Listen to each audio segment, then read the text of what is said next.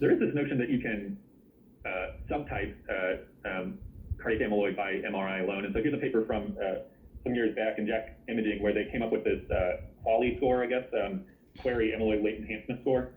And basically the way it works is it's mostly reliant on late gadolinium enhancement and how many segments are affected by late gadolinium enhancement, how extensive is the late gadolinium enhancement, and then do you have right ventricular late gadolinium enhancement. So you build up the score.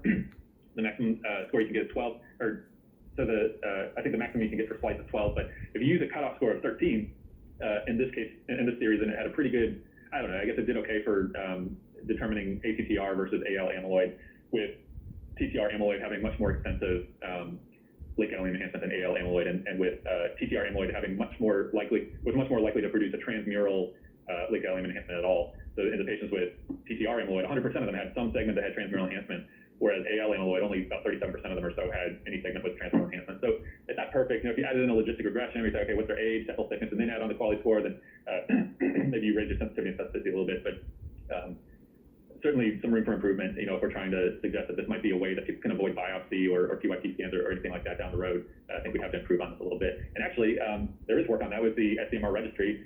This is one of the projects that's already been approved, and they're looking at machine learning by leveraging the